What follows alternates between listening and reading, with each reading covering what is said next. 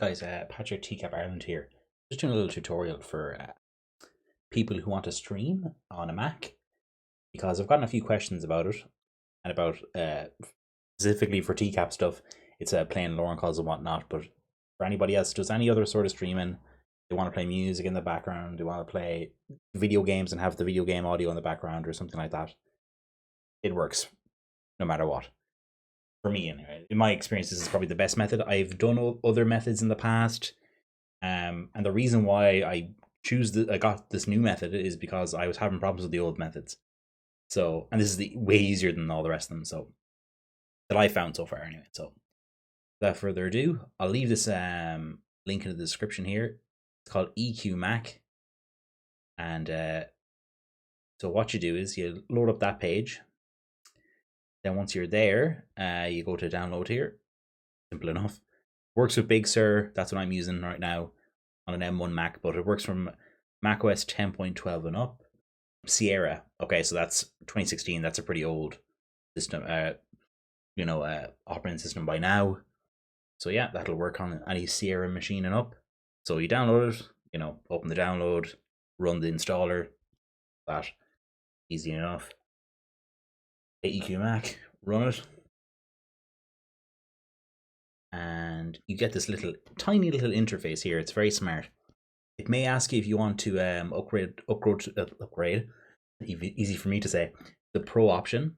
No need to. Honestly, all you need is in the free version. I don't really know what. You get an expert equalizer. Yeah, you really need that? I'd say no. So you got basic options. You can volume, you can turn it up, turn it down, you can boost it past what the Mac system allows normally.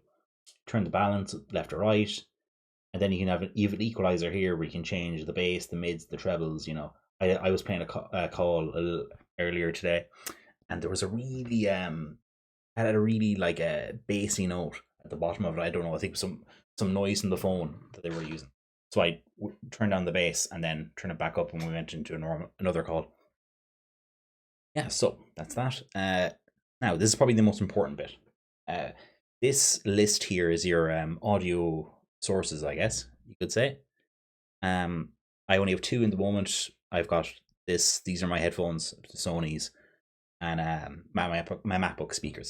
So I pick this Sony's here, and the beautiful thing about this solution is you can use wireless Bluetooth headphones. You couldn't before with the others methods I was using. But yeah, you can use wired ones too. They'll pop up as external headphones or whatever their name is in your system, and then just pick them. You're good to go. Now, we switch over to StreamLabs OBS. Sorry, a brief interruption here. I forgot to add this in until post, but it's very important. It's before you move over to StreamLabs and set up your audio setup. Basically, what you want to do is you go up to your sound here and make sure that you've got EQ Max selected. I'd imagine this works just the same in OBS, the normal version, because they're based on the same thing. They're both OBS, just Streamlabs has a bit of a skin on it to make it a bit more user friendly. Okay, so let me just remove this here because we're gonna want to do this again. Oh, not just the wrong one. Yeah, remove this. Cool.